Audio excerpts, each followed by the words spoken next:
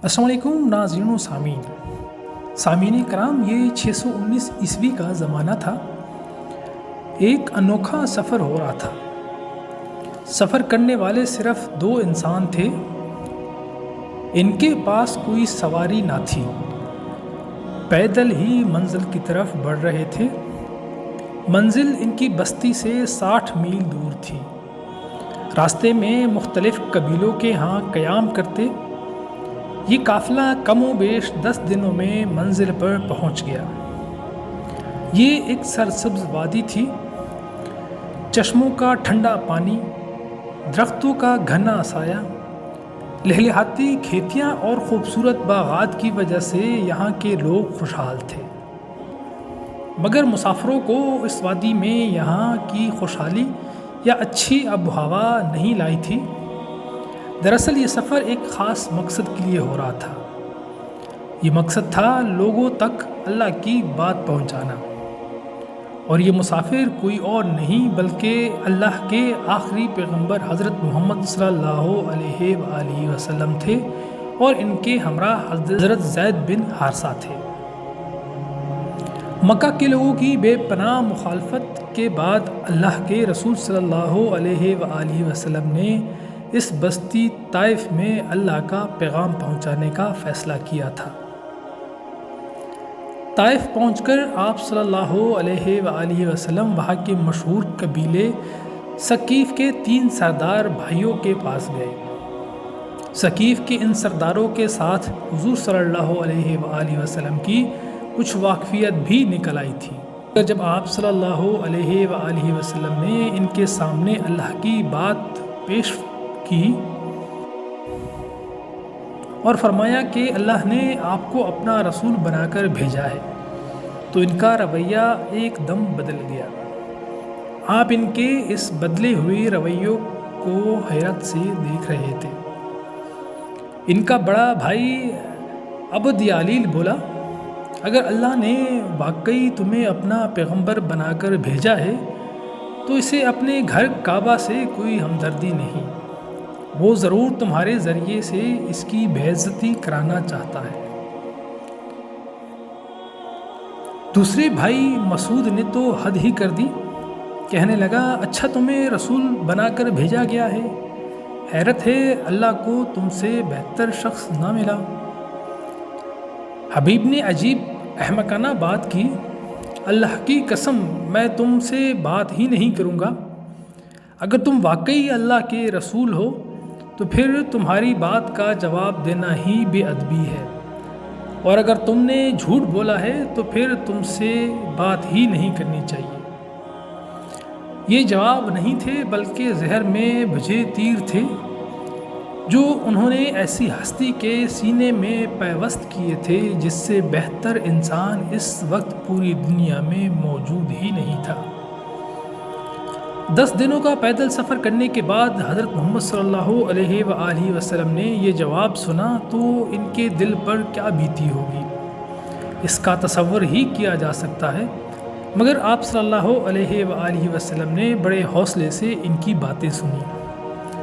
इनकी तरफ से इस कदर बदतमीज़ी का मुज़ाहरा होने के बावजूद आप सल्लल्लाहु अलैहि वसल्लम ने इनसे कोई शिकवा ना किया, बल्कि सिर्फ इतना कहा कि तुम्हें मेरी बातें अच्छी नहीं लगी तो ठीक है, कम अज़ कम इतना तो तुम कर ही सकते हो कि अपने ख़यालात अपने पास रखो और मेरे ख़िलाफ़ किसी को भड़काओ नहीं। मगर ना जाने वो लोग किस किस्म के लोग थे, उन्होंने इस वक्त तो खामोशी इख्तियार की, मगर जैसे ही आप इनके घर से बाहर आए उन्होंने अपनी बस्ती के घटिया किस्म के लड़कों को कहा कि सारे जहानों के लिए रहमत बनकर आने वाले अल्लाह के आखिरी पैगंबर सल्लल्लाहु अलैहि वसल्लम को इस कदर तंग करें कि वो किसी से बात ही ना कर सके। नाज़रीन इकराम, फिर ऐसा ही हुआ। रहमत दो जहां और इनके वफ़ादार साथी ने ये देखा कि लोग इधर उधर से इकट्ठे हो रहे हैं। फिर देखते ही देखते उन्होंने आपसे उल्टे सीधे मजाक करना शुरू कर दिए। بازار میں عجیب قسم کا شور مچ گیا۔ لوگ گھروں سے باہر آ کر تماشا دیکھنے لگے۔ وہ باشوں نے دیکھا کہ انہیں روکنے کے بجائے ان کا حوصلہ بڑھا رہے ہیں، تو وہ مذاق اڑانے کے ساتھ ساتھ گالیوں پر اتر آئے۔ ان پتھر دل بلکہ پتھر سے زیادہ سخت دلوں نے کچھ اور ہی کرنے کی ٹھانی۔ اب وہ پتھر مارنے لگے۔ پتھر اللہ کے عظیم ترین پیغمبر، اعلیٰ ترین انسان کے جسم کو زخمی کرنے لگے۔ آسمان نے بھلا یہ منظر کہاں دیکھا ہوگا؟ حق کی اس سے زیادہ قیمت بھلا اور کیا ادا کی جا سکتی تھی؟ آپ صلی اللہ علیہ وآلہ وسلم اور حضرت زید اب تیز تیز چلنے لگے۔ وہ جلد از جلد ان ظالموں کی بستی سے دور چلے جانا چاہتے تھے، مگر پتھروں کی بارش میں اب اور تیزی آ گئی تھی۔ وہ ظالم اب آپ کے ٹخنوں کا نشانہ لینے لگے تھے۔ آخر آپ صلی اللہ علیہ وآلہ وسلم تھک گئے، سر پر ہاتھوں کے آڑ لے کر بیٹھ گئے۔ حضرت زید دیوانہ وار آپ کے اوپر جھک گئے۔ ان کا جی یہی چاہتا تھا کہ ظالموں کا کوئی پتھر آپ صلی اللہ علیہ وآلہ وسلم کو نہ لگے، اس انسان کا خون زمین پر نہ بہے جو اس زمین پر بسنے والے ہر انسان کے لیے سراپائے رحمت ہے۔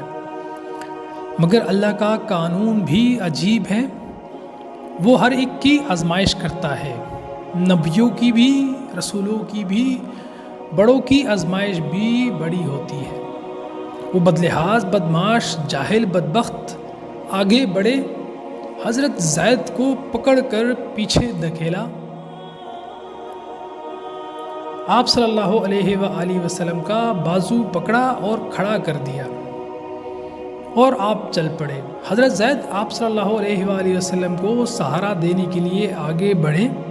آپ صلی اللہ علیہ وآلہ وسلم کے جسم سے بے تحاشا خون بہہ رہا تھا۔ خون رس رس کر ٹخنوں تک آیا اور اب جوتوں میں جمع ہونے لگا تھا، مگر آپ صلی اللہ علیہ وسلم قدم آگے بڑھاتے رہے۔ وہ باش ابھی پیچھے تھے۔ آخر آپ صلی اللہ علیہ وآلہ وسلم بے ہوش ہو گئے۔ حضرت زید لپک کر آگے بڑھے اور آپ کو کندھوں پہ اٹھا لیا۔ طائف کی بستی سے باہر آئے تو آپ کو ہوش آ گیا۔ اللہ کے رسول صلی اللہ علیہ وآلہ وسلم کو لہو لہان دیکھ کر حضرت زید بے تابی سے بولے، آپ ان بدبختوں کے لیے اللہ سے بد دعا کیوں نہیں کرتے؟ محمد صلی اللہ علیہ وسلم نے فرمایا کہ نہیں، کیا ہوا جو انہوں نے میرا انکار کیا ہے؟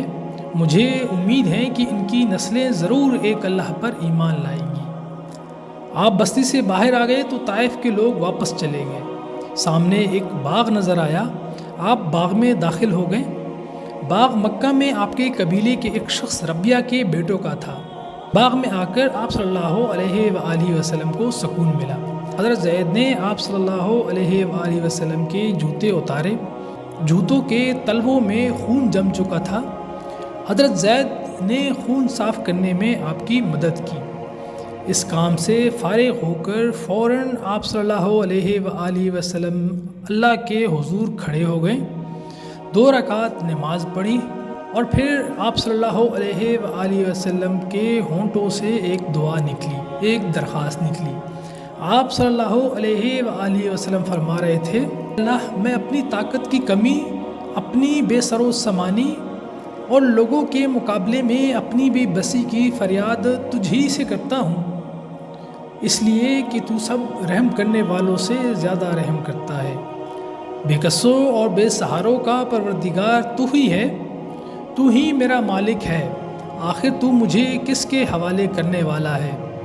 ان بے رحم بیگانوں کے جو بد تہذیب ہیں، یا ان دشمنوں کے جو مجھ پر قابو پانے والے ہیں؟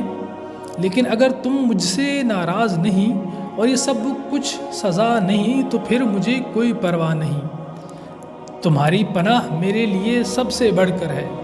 اے اللہ، میں تو بس اس بات سے پناہ مانگتا ہوں کہ تمہارے غضب کا شکار ہوں، مجھے تو صرف تمہاری رضا چاہیے اور مجھے یقین ہے کہ تمہارے سوا میرا کوئی مدد نہیں کر سکتا۔ آپ صلی اللہ علیہ وآلہ وسلم یہ دعا کر رہے تھے تو باغ کے مالک عتبہ اور شیبہ پہنچے۔ وہ لوگ بھی آپ کے مخالفوں میں سے تھے، مگر آپ کو اس حالت میں دیکھ کر ان کے دل نرم پڑ گئے۔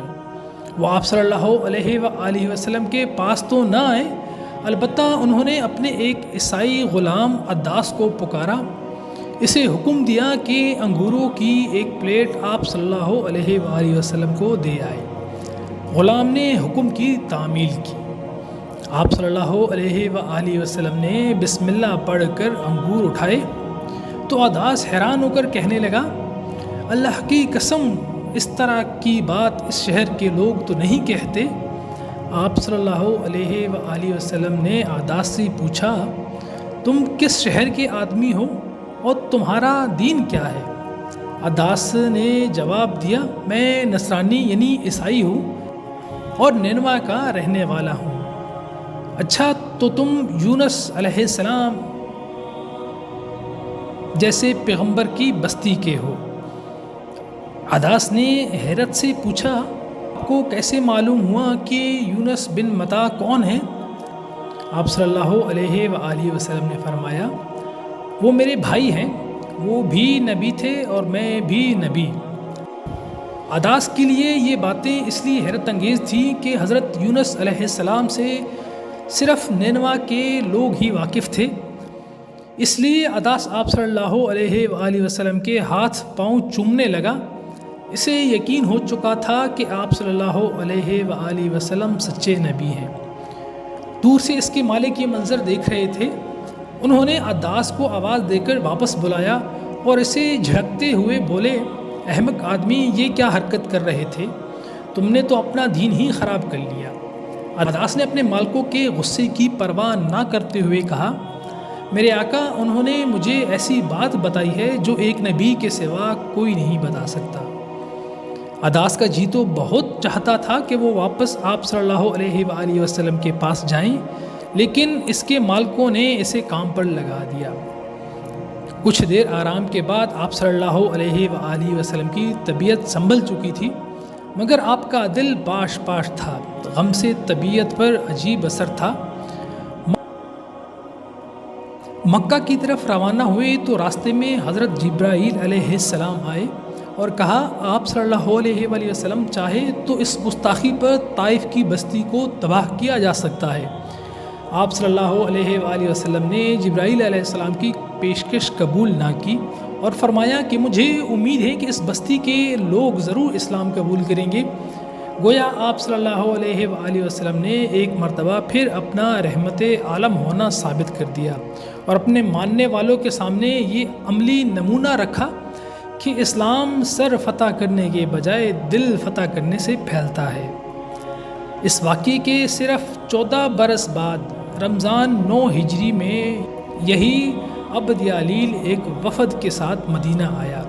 اس نے اپنی آنکھوں سے دیکھا کہ جس ہستی کو انہوں نے انتہائی بدتمیزی کے ساتھ اپنی بستی سے نکالا تھا، آج پورا عرب اس کی قیادت کے آگے سر جھکا چکا تھا۔ اب طائف والوں کے لیے بھی سر جھکانے کے علاوہ کوئی چارہ نہ تھا۔ عبد یالیل اور اس کے بھائیوں کا قبول اسلام آپ صلی اللہ علیہ وآلہ وسلم کی رسالت کی ایک اور سچائی بن چکی تھی۔ ناظرین اکرام، آخر میں دعا ہے کہ اللہ ہمیں حضرت محمد صلی اللہ علیہ وآلہ وسلم کی سنتوں کے مطابق اپنی زندگی گزارنے اور ان پر عمل کرنے کی توفیق عطا فرمائے۔ آمین ثم آمین۔